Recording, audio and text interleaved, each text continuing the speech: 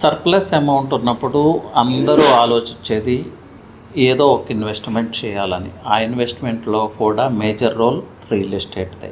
So ఈ real estate investment చేసేటప్పుడు investors చాలామందికి ఇంకా క్లారిటీ ఉండట్లేదు.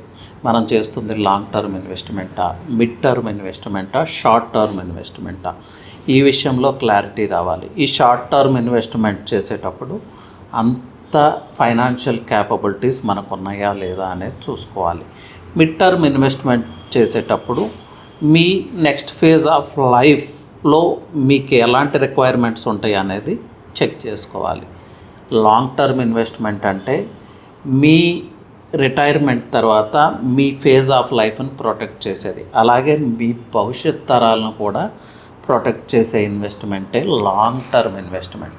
సో ఈ విషయంలో అయితే క్లారిటీ తీసుకోండి. షార్ట్ టర్మా, మిడ్ టర్మా, లాంగ్ టర్మా, అప్పుడు మీ ఇన్వెస్ట్మెంట్ ఈజీ అవుతుంది.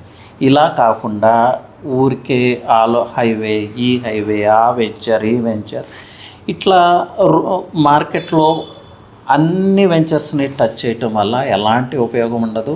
ఫైనల్గా మళ్ళీ అది రాంగ్ ఇన్వెస్ట్మెంట్ అవుతుంది. సో నేనేం చెప్తున్నాను, షార్ట్ టర్మా, మిడ్ టర్మా, లాంగ్ టర్మా, మీ ప్రయారిటీస్ ఏంటి, మీ రిక్వైర్మెంట్స్ ఏంటి, ఈ విషయంలో అయితే క్లారిటీ తీసుకోండి. దెన్ ఒక మంచి ఇన్వెస్ట్మెంట్ చేయొచ్చు.